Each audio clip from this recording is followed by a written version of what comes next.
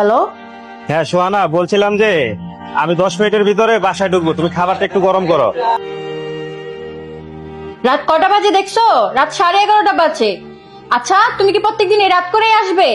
তোমার এই রাত করে চক্করে আমার ঘুমে ডিস্টার্ব হয়। তুমি যদি ঠিক করে থাকো রাত করেই আসবে, তাহলে বাহির থেকে খেয়ে আসবে। আচ্ছা ঠিক আছে, রাখো, তোমার কিছু করা লাগবে না।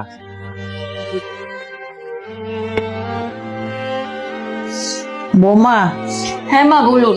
শোনো, যখন কোনো মানুষ বাইরে বের হয় না তখন শুধু কাজের জন্য বের হয় না, পুরো পরিবারের দায়িত্বটা কাঁধে নিয়ে বের হয়।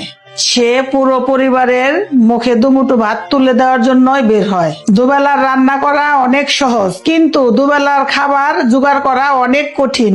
এজন্য বলছি, যে ঘরে খাবার জোগাড় করে তাকে সম্মান দেওয়া উচিত, কারণ সে যদি রোজগার বন্ধ করে দেয় না, তাহলে বুঝবে দুবেলা খাবারের কি দাম। মা, আমার অনেক বড় ভুল হয়ে গেছে, এরপর থেকে আর এরকম হবে না।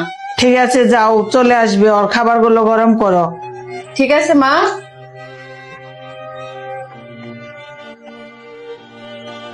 এই, তুমি চলে আসছো, তোমার জন্য খাবার গরম করছি, ফ্রেশ হয়ে তাড়াতাড়ি খেতে আসো।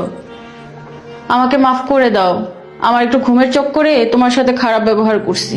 আচ্ছা ঠিক আছে, এটা কোনো ব্যাপার না, তুমি এখন তাড়াতাড়ি খাবারটা দাও, আমার ভীষণ খিদা পেয়েছে। যাও। এক্ষুনি দিচ্ছি আমি। যে মানুষটা পরিবারের সকল সদস্যের জন্য অন্ন জোগাতে নিরলস পরিশ্রম করে সারাদিন সারা বছর, পরিবারের সকল সদস্যের উচিত সেই মানুষটার প্রতি যত্নশীল হওয়া।